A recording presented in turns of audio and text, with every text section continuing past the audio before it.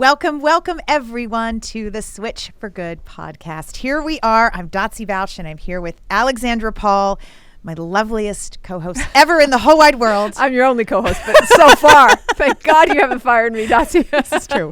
This is true. So I have a thank you for our listeners because as you recall over the holidays, we did probably for the beginning of 4 or 5 of the shows is some shout outs to fundraising for Switch for Good, because we love doing this podcast and we have a ton of passion around it, but passion does not keep it on the air because it costs a little money. So I want to say thank you to our listeners because they stepped up and we got some incredibly generous donations. So I have a few fun events to invite all of our listeners to. Of course, you do have to be in the LA area. Unless you want to fly to one of these events, we will welcome you with wide open arms. But coming up, first of all, February 15th, which is a Saturday, the opening of Seabird's vegan restaurant, right? Which is in South Coast, which is the largest grossing mall in America. And so it is the very first fully high-end, fully plant-based restaurant in a mall in America, wow, which is crazy exciting.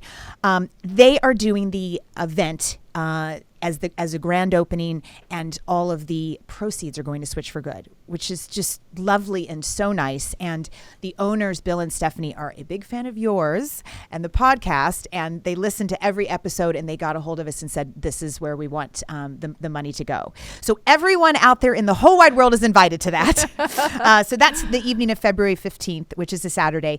And then February 20th, which is a Thursday, is a party and celebration, which also the proceeds will go to Switch for Good. But it is a party for the launch of the Legends of Change book, which is written by Rebecca Frith. She's coming on in a few weeks to our podcast, actually. And you are interviewed in that book. I am. It's a compilation of about 80 essays from women in the movement that are change makers. Mm-hmm. And so they are going to also live stream a podcast with a couple of us as guests on the Plant Proof podcast. And so that's just going to be a fun night of great food, of course, great vegan food, the live streaming of the podcast, and just a big party. So for ease of use, you guys, if you want to come to either, yes, it's going to be on our social media channels and you can look there. But if you want to come, just email me, info@switchforgood.org, and we'll get you tickets and make sure that you're taken care of. So come hang, right? Yay. Well, that's great. Well, maybe our guests will come hang with us too. That would be super cool if he flew in. Yeah, it would make the events even more wonderful because he's a very energetic, funny, smart man. I want to introduce Eric Lindstrom, and he's here to prove that anyone can be dairy-free or vegan and like it. He's a former self-proclaimed carnivore who was raised on biscuits and gravy. But Eric is now the director of marketing for Compassion Over Killing, a plant-based nonprofit, and he's also the author of 2 vegan books, The Skeptical Vegan and The Smart Parent's Guide to Raising Vegan Kids. He has not given up his biscuits and gravy, though. He just eats the vegan version. Welcome, Eric. That is right. Well, thank you, Alexandra, and thank you, Dotsie. I'm so excited to be here. I'm a fan of both of yours. And to be a part of what you're doing and to be just to be on this podcast is such an honor because we're all in this together, right? This has become this movement that right now has reached this incredible tipping point. Like we're at this in 2020. They said 2019 was the year of the vegan. 2020 is set up to be even bigger than 2019. Yes, I think we're nearing that 10% of the population that's 100% committed, right? And that's when we're supposedly going to hit that tipping point, and it is this year. It is this year. So before we jump in, for those of us who are watching, can you tell us about your friend that's behind you? my big fat hippo friend. So, everyone has an animal that they love. Of course, I'm going to choose a vegan animal. I'm going to choose a plant-based animal. I'm going to choose a plant-based animal that's a little girthy, like me, right? And so this hippo represents me. They're cute. They're funny. You think they're adorable. They're actually quite ferocious.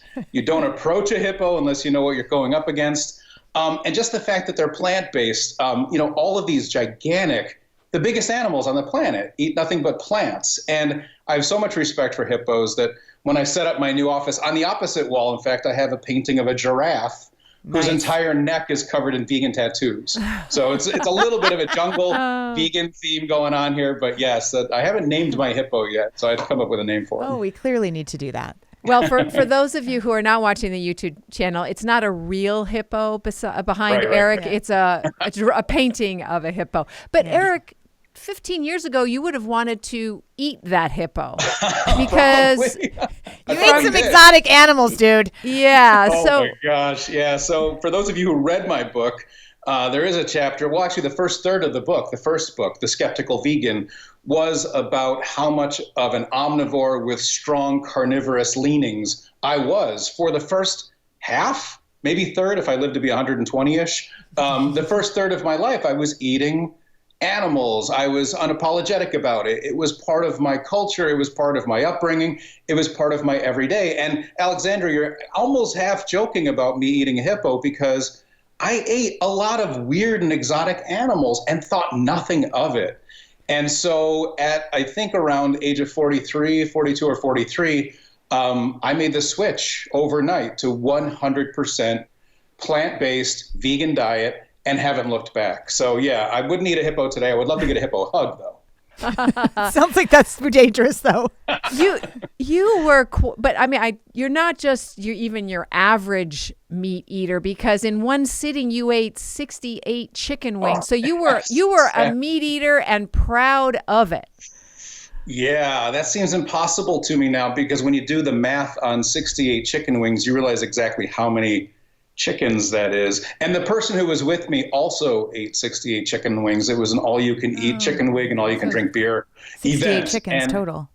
Yeah, well, it's 34 chickens, right? But both of you did it. Oh, yeah. Sorry, yes, of course, yeah. That's a lot of lives. It seems very grim to me. And part of, I mentioned in my first book, again, about transitioning to a vegan diet, part of it was this epiphany I had. I happened to be in New York City. I was sitting on a bus on my way back to upstate, and I looked out the window, and this was when I was probably vegan for maybe a month. And I looked out the window and I saw someone eating meat off a wing. And that was the first off a bone. I'm sorry. It was the first time I had seen someone watch them tearing meat off a bone. And it was one of those moments of, what was I thinking? How did I do that? How do people continue to do that? When you talk about an evolution, we are clearly going to evolve away from being a species that chews meat off of other animals' bones. That doesn't make any sense to me anymore. It's very, very caveman-like to me at this point. But at one point, that was who I was.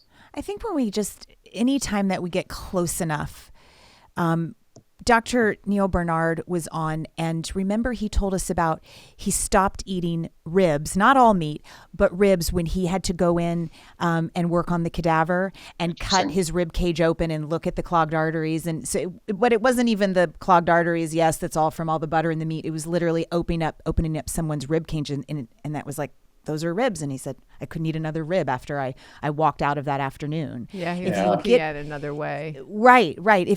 If we allow ourselves to just get close enough to what the reality is and what it actually is, it's powerful. Yeah, I agree. How is your health?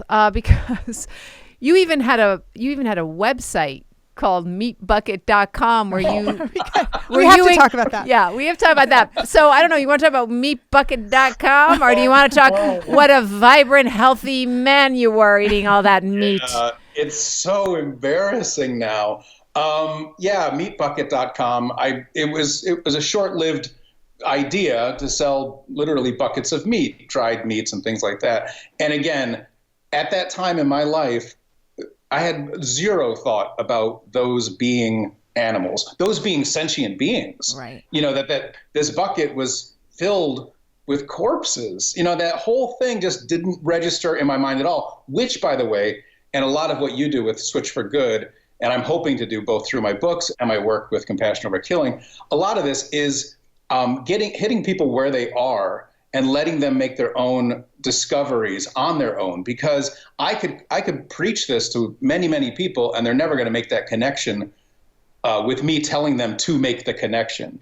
It's when these things are suddenly, as you said, Dotsie, when you suddenly change your perspective, you change your own way of looking at these things, that it changes everything around you. And so all of those past events, all of the past dietary choices I made were finally catching up with me. And I was at a point where I knew I had to make a change, and I didn't ever in a million years think it would be as radical seeming at the time as going vegan. And I can tell you that within the first month of struggling, I called it struggling, it doesn't seem like it now, struggling with a vegan and plant-based diet, after the first month had passed, I started to already feel, I can't think of a better word other than cleansed. I started to feel lighter. And even if I wasn't losing weight, even if I wasn't getting all the promises that I was thinking I was going to get by giving up all of those bad foods, I could tell that I was on the right track. And so within that first year, again, as a man in his early to middle age, my doctor's visits were suddenly a turning point. Everything was completely different. The weight that I had lost, my cholesterol level, the doctors were looking at my chart saying, whatever you're doing, keep doing it. Can you be specific about any of that for our listeners? I had lost 30 pounds at 4 belt buckle loops at one point. I've since discovered there's a lot more good vegan junk food now. So I don't want to talk about that because that's my new addiction. But at the time, it was a weight loss that felt great. It was I was no longer like winded. Little things like to a doctor because I said I feel winded after climbing a flight of stairs, thinking there was something that was wrong with me. Yet the thing that was wrong with me was I was eating poorly and I weighed too much. And so I was just putting a strain on my body. Not quite. No, I just avoided that. Okay. I feel like I hit that at the right point because I'm at an age now, having been vegan for 8 years, I'm at a point now where my friends are starting to be on medications. Yeah. When you get to your mid-50s, you see them starting to say, hey, if I just take this, I can eat whatever I want. Or I just take one of these a day and I'm going to be fine, as opposed to making just a really smart decision on changing your diet. Mm-hmm. So was it your weight that when you say, I knew I had to change something, what was it that was compelling you to even go in this direction after loving so much? Yeah, your aha moment. Yeah, well, that's the bet that I refuse to lose, right? But you said before you were thinking about it. I want to talk about how you actually made the change, but you hinted that you were sort of feeling like something was not right. Well, again, I think just the way you feel. You feel heavier, you feel less active, you feel less vibrant. All of the things that just sort of you start to feel like you're dragging around a little bit. And then when I was provided an opportunity to challenge myself with a whole new dietary change, it was me just sort of like thinking, what the heck, I might as well do it now. Again, thinking at that point, Alexandra, that it was going to be 30 days. The first part of me going vegan was loosely based on Colleen Patrick Goudreau's book of the 30-Day Vegan Challenge. And so I just thought I'd make it through 30 days. I'd feel great. I'd reintroduce a couple of things here and there and just look back at that as a lesson, not realizing not only how it would change my entire health, like my person, but my entire career, my whole life just completely changed with the book deals, the YouTube channel, and a career in animal protection that, I never in a million years would have dreamt 9 years ago. So tell us about this bet and how you went from happy but not so happy, a little overweight carnivore to a vegan overnight. All right. So my wife has celiac. So she was already on a restricted diet. She was wheat-free. And she was suffering from what I like to call lactose denial syndrome. So she didn't know that she shouldn't be drinking milk and eating cheese and things like that. She just knew it didn't make her feel great. And so she came home with a copy of Colleen's book and said, I'm thinking of going vegan for 30 days. And that was the real moment of my life where things changed, because to this day, I don't know why I just said, I'll do it with you. Just being supportive husband. Obviously we were sharing the household, so we'd be sharing meals. I do a lot of cooking. And so I thought this would be a good way to sort of like change some of those habits, change my kitchen, my rapport in the kitchen. And so I thought, well, let's just do it. We'll do 30 days and we'll both see how we feel. And so that was on January 7th of 2012. And so I went to bed the night before having eaten chicken wings. And I woke up the next morning wondering if I was having to eat quinoa or, kale for breakfast or some weird food, right? So I followed Colleen's book sort of on a day-to-day basis to see what to expect. I was wondering why I wasn't feeling all that different. I was saying, like, why aren't there more options for vegan foods in things like vending machines? I kind of felt like I was supposed to be eating in a vending machine for some reason, or at a gas station. Like, you go to a gas station and these things are going around on a conveyor and there's nothing there. I mean, there might be today, actually. Things have changed that much in this shorter period of time, but there was nothing there for a vegan or for a plant-based person. So I felt all of that whole first 30 days was me just grumbling and griping. And that's when I started my blog called The Meaty Vegan. So I thought I was going to document how I would never stay vegan. And so those first 30 days were supposed to be me just proving that veganism is not the way to go and that this diet is restrictive and that I was having more fun as a meat eater. And so we made it through the first 30 days. And on the 31st day, I thought my wife was going to crack. I thought she was going to eat cheese. I thought for sure she was going to run right out, buy a block of cheese, and start in, and then she and I could just get right back into it. And so I asked her on the 31st day, I said, so what do you want to do from here? And she's like, well, I feel good. You feel good. Let's, maybe you want to keep it going. And I said, well, let's make it interesting. Let's turn this into a bet. I'll bet you will eat cheese before I will eat anything that's not vegan. At that point, it probably would have been meat. But it became the bet that, again, 8 years later, I refused to lose. So through all of that, I never once turned back. I never once cheated or have those, cheat days that some people talk about. I actually got rid of all of my non-vegan clothes. Like, I had some really nice silk shirts that I loved. I got rid of my leather belts, my leather sneakers, my leather coats. I wanted to be all in. If I was going to go vegan, as I understood it at that point, I wanted to not be called out. I wanted people to understand that I was being serious about this. So I did it, and I'm still vegan. She's still vegan. We're raising 2 vegan kids, which was the reason for the second book coming out, which, by the way, Dr. Bernard wrote the foreword for. Right. And so it's this bet that, again, when you ask me what did you actually bet, that's where the whole thing is sort of like, you got to be kidding me. Like, I can't believe the bet was that small. So it was if you lost the bet, you would have to watch the other person clean the house for 3 months. So you're sort of off duty for having to clean the house, but you also have to be watched by the other person. So it was a little tiny bet, but it turned into, again, something that totally changed my life. So we got to go back a little bit, because everybody is hearing that, there was this bet and you weren't feeling all that awesome anyway, and you began feeling a lot better after the 30 days. But there's a big difference between changing your food and changing your entire house and wardrobe.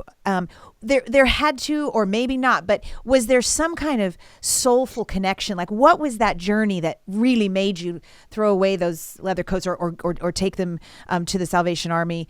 Yeah, there's more there. Well, there's those epiphanies, Dotsie, that there's things that I was observing.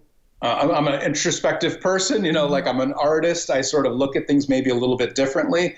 And so when, during the first 30 days or a couple of months of trying a vegan diet, I live in upstate New York, and there are cows everywhere peppering the hills. Mm-hmm. And I can remember like stopping and looking at the cows and saying, they're like big dogs, like they're no different than pets to me. Now, I'm just looking at them and saying they have as much of a right to life as any being on this planet. It's that whole speciesism thing that I feel like these cows want to be left alone, and they obviously don't want to be bred. They don't want to be, tortured for milk, of course, for human consumption. And so along the way, I started to make that connection. That's what vegans call it, is making the connection. And so I don't know if there was one moment, I don't know if there was a handful of moments, but it definitely started to feel right to me. It started to feel like I was onto something. And now in hindsight, I definitely was. I mean, besides, again, all of the positive changes in my life, I really think that the future is vegan. And I think that I got in there at the right time. I got in there right before the good vegan cheeses came out. In fact, if you read my first book, most of what's in there in terms of availability of vegan options is completely outdated. And the book is 3 years old. So much has changed in a handful of years to make it a ridiculous notion right now, in my mind, why anyone would consume dairy first and foremost, and then meat. Why would you ever do that? And then eggs, So I think, again, looking back, it was a good network, a good community. Sure. You guys live somewhere where you do have a big community, a big sort of vegan availability. There's the East Coast, West Coast thing. We've got these pockets of a lot of. We have 30 vegan friends. We'll host a vegan Thanksgiving, and as many as 30 vegans will show up in a small town like Ithaca, New York. So having a community behind us was a big part of it. Knowing we weren't alone. And so if anyone's listening, I should hope so. They definitely are. For those of you who are listening, find a community. If it's an online community or if it's one or two friends in a town nearby, if there's no one directly where you live, that definitely helps. I mean, we definitely had a good support network. Mm-hmm. So when you went vegan, just for the folks who are listening, who are trying to take dairy out of their diet, or maybe meat and dairy, maybe take and their clothes, how was it in the beginning? Were you a junk food vegan? You were a junk food omnivore. How did you make? And is that your? So we have a lot of guests on to talk about a whole food plant-based diet. Sure. And I don't think that's so much your focus, because you're actually very good at veganizing anything an American wants to eat, and a lot of what we want to eat is not healthy. I join you in that. I was going to say, are you judging me? No, we're not. That's why it's great to have your point of view, because I know everyone thinks that eating dairy-free or vegan. I remember people saying, one time saying, my brother has been vegan for 35 years or maybe 40 years now. Somebody said to me, your brother's a hypocrite because he smoked at the time, because he smokes. And I said, wait a second, veganism and smoking are not, they are, you don't have to be healthy and vegan. It's the motivation can be many, many things. Right. Health can be one of them, but there's other reasons. That's why being vegan for the animals is the best way to be. Then you can eat all the crap. I love animals more than I love myself. So have French fries and beer. Exactly right. If you follow my Instagram at the Skeptical V, Alexandra, you'll see I know exactly what you're talking about. Everything I post is wildly popular because it's exactly what everybody who isn't vegan, everyone who has addictions to pizza and burgers and French fries and mayo, like just things dripping with mayo, that's what I'm eating now. And so it's not healthy. But I do have to back up for a second here, because when I did start, I was trying more of the whole foods plant-based perspective. So T. Colin Campbell's a personal friend of mine. He happens to live in Ithaca. So he's, of course, the granddaddy of the whole foods plant-based movement. I know Gregor. He actually went to high school near me. And then Dr. Bernard, a lot of those guys who really, really know how to eat right. They're right, by the way. That's where I would love to be, and that's kind of where I started. So the beginnings of my marketing, I had done marketing and advertising for years for corporations, like large organizations and corporations in New York. And when I first opened my vegan advertising agency, one of my first clients was Miyoko Shinner, but a lot of my other clients were the T. Colin Campbell Center for Nutrition Studies and Remedy Food Project, this guy named Benji Kurtz. Oh, yeah. I Benji's spoke there this year. That was a great retreat. We'll talk about that. Wow. Was that in South Carolina? No, it was in Oregon. Oh yeah, he is amazing. So Benji and I are good friends, and so he's someone else too who knows that you can thrive on a whole foods plant-based diet. When I say thrive, I mean if you can fuel yourself with that, you're going to feel amazing and you're going to live forever. And so if you're wondering how you live forever, eat like that, because you could do it. So I started off in my vegan journey thinking that way, and partly because there weren't that many great options at that point for more vegan junk food. So I was starting off by saying, I'm going to make this from this cookbook. I'm going to make this. There's a Whole Foods plant-based, macrobiotic, gluten-free vegan dinner here in Ithaca that we attend all the time. Their food is incredible and very, very healthy for you. And so I get that. I understand that completely. And then I started to veganize everything I grew up with. So for those people who think you can't eat what you were eating, I'm proving you can. You're giving up nothing. Like when you realize that that pesto itself, by the way, Trader Joe's kale pesto is off the chain. That stuff is incredible. So you cook up some pasta and you just stir in their pesto, which is filled with kale, so it's also healthy. And you have that with some garlic bread that has some melted Violife cheese on it, and a side salad with some Just Ranch or Follow Your Heart Caesar dressing or whatever. You're eating an entire Olive Garden meal. You will be so full of carbs, but you'll be so, you won't be missing anything. And so every single meal can be like that. Every meal can be what you had growing up, or what you had, or what you thought you'd be missing. So things have changed quite a bit. But back to your original point, that I honestly wish I was coming on your show to say a whole foods plant-based diet is the best. It is the best diet. It's optimal for human health. Right. There, I said it. Right. Tom Campbell, he's a medical doctor. We actually are glad that you're not. I mean, we all know that. We're glad that you offer a wider perspective of a dairy-free vegan diet. So please don't apologize. That's one of the reasons we wanted to talk to you, because I know that for me, when I transitioned, I ate a lot of processed vegan food because it was easier. It didn't have to think. And so I could just grab it off the shelves. And I think a lot of people do that. You actually were an anomaly then if you went healthy first and then gradually went, because I've gotten healthier over time and don't wonder so much what I can eat. And you hear a lot from people who, you wrote a book called The Skeptical Vegan. You hear a lot from skeptical people who will fight you on the fact that it's easy to go vegan, because that's one of your premises, is that it's not, that anyone can do it. So if I could ask you a few questions and what your response is, because it would help our listeners who are vegan to talk to their friends who offer up, non-vegan friends who offer up these excuses. So what about... I live in the Midwest, I live in the South, there's no vegan food there. What do you say to folks? Well, again, while Cornell University is here in Ithaca, New York, middle of nowhere, we don't have a Whole Foods, we don't have a Trader Joe's, we don't have a Costco. I'm seeing all these Costco people coming, filling their trucks with all this Beyond Burgers they're getting at Costco now for like a super low price. I'm like, I want a Costco. So I kind of live in a middle of nowhere kind of place where there aren't a lot of vegan options. We have a co-op. And so a co-op is almost in a lot of, it's in a lot of towns. And so co-ops often cater more toward their members. They make sure that you can request items, that you're maybe looking for. So if you do truly live somewhere where there aren't options, I would say that is a convenient excuse. Because you can always shop online. I would say the better excuse is I live in the middle of nowhere and I'm broke.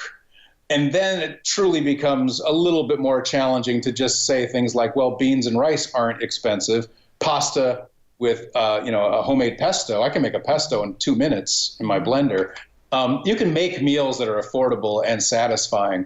But to be like remote in terms of no community around you can be challenging. And so I would say that if someone listening is in that situation and they're looking for support, I'd say go on social media to build a community. I would say do what you can to create these meals that are truly satisfying to you, even if they become sort of regular in your diet, you're saying, hey, I've eaten pasta 3 times this week. That's fine. Because if you're doing it for your health, you're doing it for the animals, and you're doing it for the planet. And so it's a small price to pay for the upside of the rewards of being vegan. Mm-hmm. So I would say stick to it. And if someone's truly struggling, just reach out to me. I love to be people's mentors. I love to prove to them that they can do it. I want to be there to support them, as you all are. So, yeah, I wish them well, but I'm luckily not in that situation. I do sympathize with people who do have those challenges ahead of them. And there's billionvegans.com. If people don't know about that, it's literally like Amazon for vegans. Everything is on there, and you can get that delivered. Milk, guys, oh my gosh.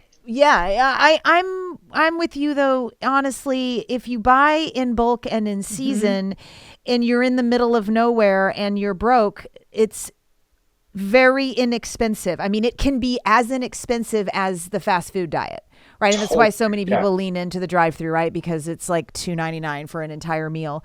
But if you are dealing with all sorts of legumes and grains and vegetables that are in season, right? That's when they get crazy pricey, is when you're trying to buy blackberries in December. Like, no, they're going to be $10 for like a little pint. But if you do those things and you have a great spice rack, which spices are not expensive either, especially if you build it up and then they last a long time. Yep. You can do some pretty exquisite cooking that is cheap and easy and totally awesomely healthy. And that's including no junk food, vegan junk food. Like if you don't, right? Like you're going to be really healthy if you live in the middle of nowhere and you're broke. You're going to be eating whole food plant-based, right? Like you're not going to be buying Beyond Burgers. Yeah. Yep. What do you hear mostly from people who resist going vegan? What are their excuses, and what do you say to them, especially your friends? Because you grew up with people until your 40s, you had a whole clan of friends who ate carnivore, omnivore, and now here you are. What do you hear from them? To be honest, again, at the age that I'm at right now, most of my friends have kids, a couple of kids. Some of them are already in their teens or older. So they see what I'm doing and they want to be a part of it. They know what's right. Some of them are athletes, they run 5Ks, they're bicyclists. They know that their recovery is going to be faster. They've seen it, Dotsie. I mean, they've seen the movie. They know what they should be doing, but they say, I got the kids to also contend with. Mm-hmm. I don't know if I could get my partner to go vegan. The challenges that they're facing are more like environmental to themselves. The barriers are within their households in most cases. And so I offer them advice on what they can do to introduce plant-based diets to their family that they don't even know they're eating a plant-based diet. Like I said, you can make an amazing Italian meal, Mexican food, like you can put out tacos. No one's going to say, where's the meat? When you have soy chorizo, also from Trader Joe's, that's incredible. So there's things that you can make within your house to get other people on board. And then a lot of these individuals, and I'm trusting them on this, say that they're going to make these changes in the coming years. So they know where they're going in terms of their health. They know where they want to go in terms of their diet. They can see the trend of a whole foods, plant-based or vegan diet, and they want to be a part of it. And so they're waiting for their kids to go away to school, or they're waiting for their kids to be less reliant on them feeding them. So, it's more like if you're single and by yourself, it's a whole different, or single with a partner who's also going on the journey with you. It'd be a lot easier in that regard than it is trying to bring the entire family on board. I don't know when it became okay to have your kids have a say in what they eat. I grew up with this is your food, and this is what you'll eat, and if you don't like it, I guess you'll be hungry. I mean, that's part of it, right? It's just like. But also, you wrote the Smart Parents Guide to Raising Vegan Kids, so just hand them the book. That's the big part of it. Is that I interviewed I think over 12 other parents for the book, because I've got my own experience, I've got my own kids, we've got our own challenges. But, the 2 little ones that we're raising are different than 2 teenagers who are just moved into a blended household with another teenager who's being raised by his vegan mom. There's all these different scenarios that I wanted to make sure I covered in this book. Mm-hmm. But the bottom line is, and bottom line meaning fiscally too, as you're saying, Dotsie, until you have a job or a car, you're not feeding yourself. Like, you have to eat what we're giving you. And so you want to make sure it's nutritionally balanced. You want to make sure they're getting what they need, as far as for their own personal health. But also you're giving them foods that they're going to eat a lot of. Like, our kids they prefer broccoli over candy. It's like the greatest thing ever when you see our kids passing on cookie tables saying, is this vegan? Is this vegan? Is this vegan? Nope, nope, nope, nope. And they're just like, well, then I'm not going to eat it. And they'll grab an apple. And I'm just sort of standing back going, oh my gosh, how lucky are we? They're there. They know what's going on. And so I think you can get there. But yeah, until they can shop for themselves, they're kind of like stuck eating what we give them. That's something that happened to me. I never had a huge sweet tooth, but I definitely had a sweet tooth. I definitely ate something sweet every night. And after moving over to vegan, mostly whole food, plant-based, I don't have a sweet tooth anymore. I mean, so much of those cravings has changed. I think it tastes so much sweeter than it ever did, right? Because we know that the meat and the dairy and the saturated fat really deadens your taste buds. And so now everything is so much sweeter. So I want an apple more than I want, I don't know, sort of vegan dessert even. It's just like, I don't crave it anymore. The perfect example, and again, I got a lot of flack for this in the second book, because Fruity Pebbles, Barney and Fred Flintstone are on the box. Fruity Pebbles are vegan. And I'm like, well, I got to try them. I had them as a kid. So I pour a bowl of Fruity Pebbles. Like, even thinking about it right now is kind of grossing me out. But pour a bowl of Fruity Pebbles, and then I pour some almond milk over it. And the first bite tasted like paint. It tasted like petroleum. It tasted so fake in terms of like, what are they trying to do here? What kind of fruit is this supposed to even taste like? Yeah. I couldn't eat it. It was disgusting to me. And so your tastes do change. You realize that an apple is better, that some apples are even better than other apples. You start to understand what you really crave and what is a delicious dessert. And that brings us back to the whole foods plant-based diet, because you can put together a delicious, almost like a pudding with a cashew cream. And that's going to taste better to you than, frosting from a can. Yes. Where is, so important to ask this, Mike, your partner in meatbucket.com, is Mike vegan-ish, or how's his journey? He's not. Okay. He's not. He would be, I'm not sure exactly. I don't keep that much in touch with him, but he would be the furthest from it, because he would be the one who would, this is one of my least favorite parts about being vegan, to tell you the truth. And you touched on this a little bit, Alexander, a minute ago, but when I say I'm vegan and then a friend says, well, that means I'm going to order twice as much pepperoni on my pizza.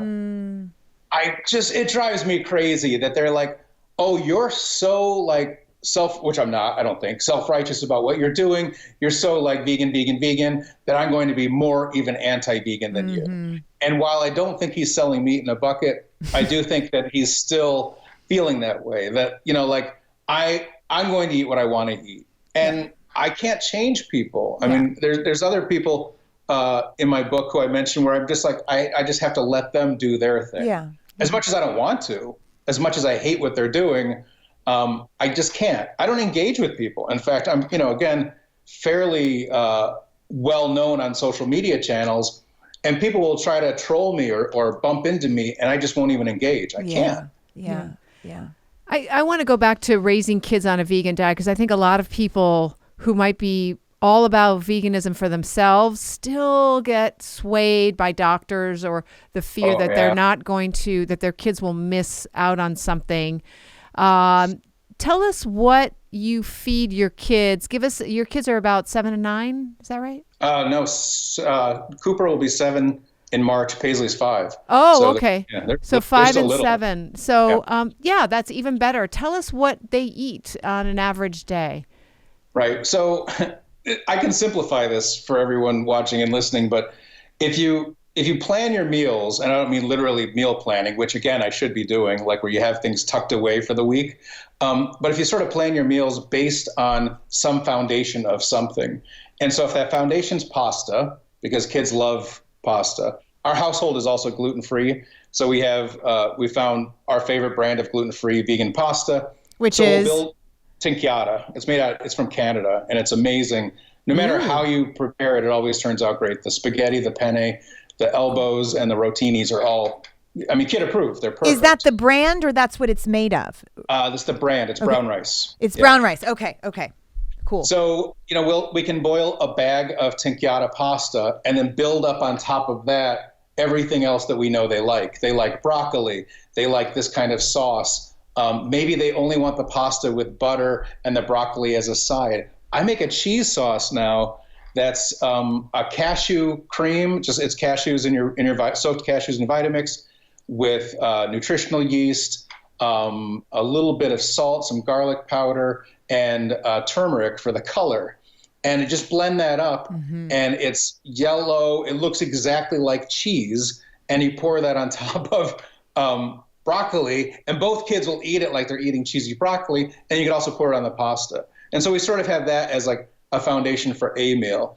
And then another meal might be doing the same kind of thing on top of rice, like a bibimbap, like a Korean dish where you're putting a bunch of steamed vegetables on top of rice with some wheat-free tamari, soy sauce, and they'll eat that whole bowl, and they'll ask for more.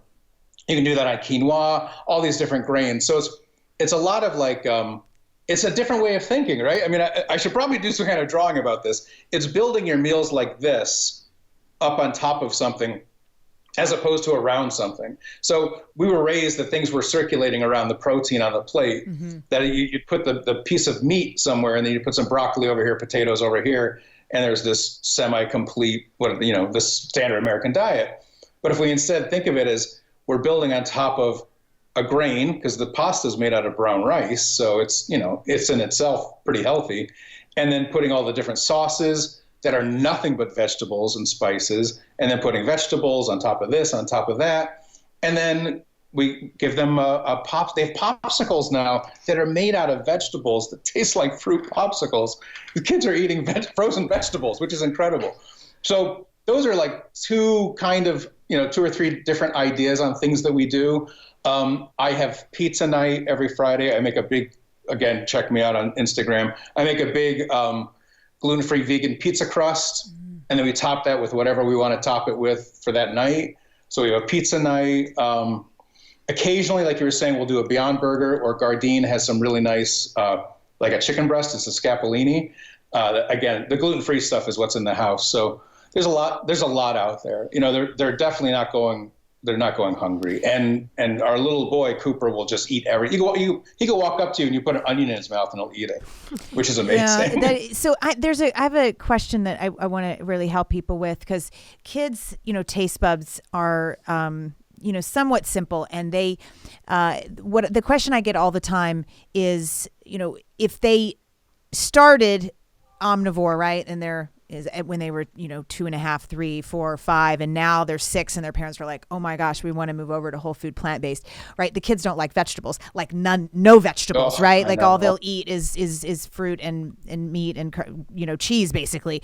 And so it's a lot easier. Kids obviously are vegan since birth, so they have developed this palate around loving every single kind of vegetable.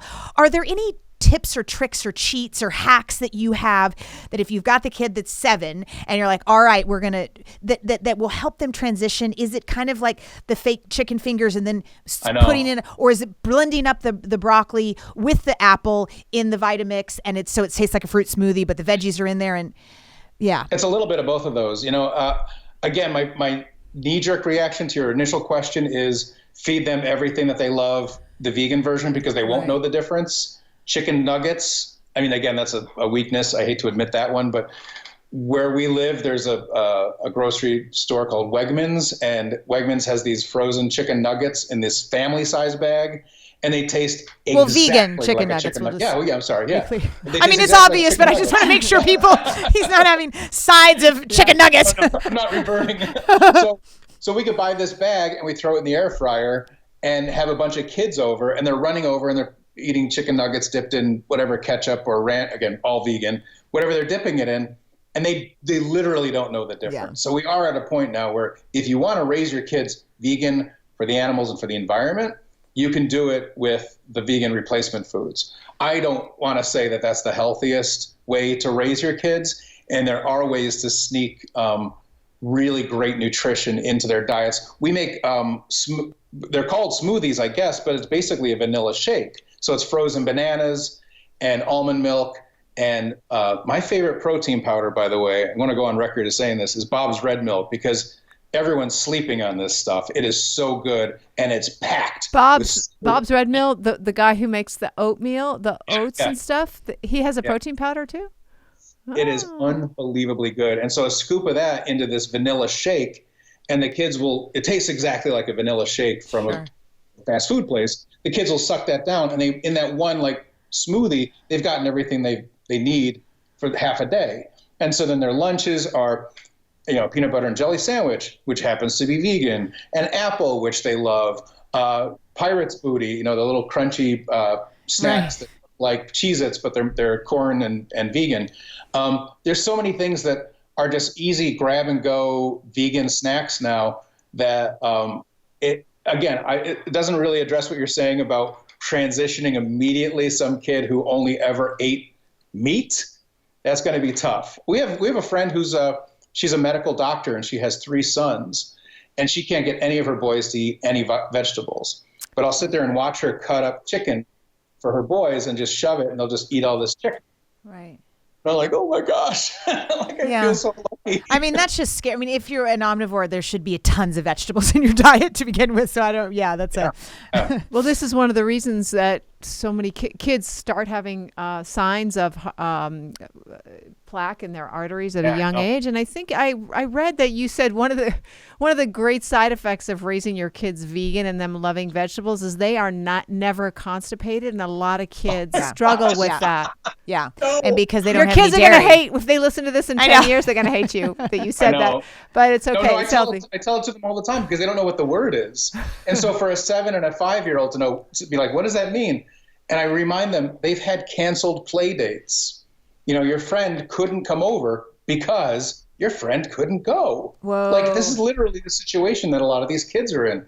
And our kids are not. It's definitely, they're regular without a doubt.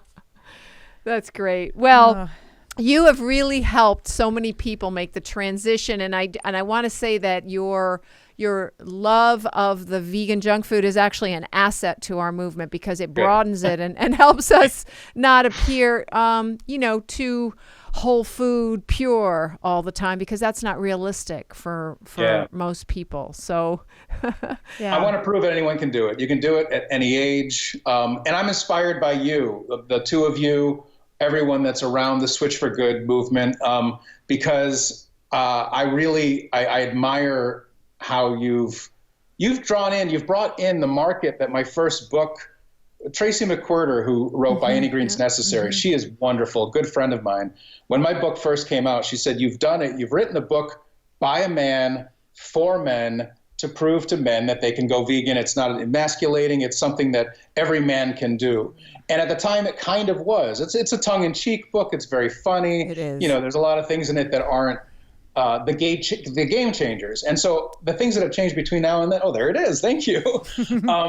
And now there's so many other people who are saying, look, you can be a Tennessee Titan and win a football game and be vegan, right? How amazing is it that we're living in these days? Yeah. And was a quote in your book that's anonymous, world peace begins in the kitchen. And that is you personified. Thank you so much. Thank you, Eric, for being on the show. Journey. I'm so glad we pulled it together. Thanks for all you do. This has been so much fun. And you keep saying your first book and your second book, so I know there's a third book in the works, and I cannot wait to read it. So, oh my gosh! Well, I'm going to give it a little plug. Oh, good. It's a fiction book, and it's a romance novel. One character, and it's vegan. Okay. Fun. It takes place in London, and it's adorable and it's sweet, and you're going to fall in love with the characters. It's unlike anything I've ever written before. It's been inside me for a while, so I'm excited because it's completely different. But I did make sure that I worked in one character who's a vegan. Well, thank you for that, and thank you for all the work that you do, Eric. Of course. Very cool. All right. Good to see both of you. Until next time. All right. Take care. So thank you so much for tuning in today. If we helped you in any way, then click the subscribe button and let's keep hanging out together. We have so much more to share with you. And if you need more information on actually making the switch for good, please visit us at switchforgood.org for loads of info, and you can subscribe to our mailing list where you will receive all sorts of super cool gifts, discount codes to our very fave dairy-free products, and a lifetime of powerful health tips. So join us on the journey to switch for good. This is the future.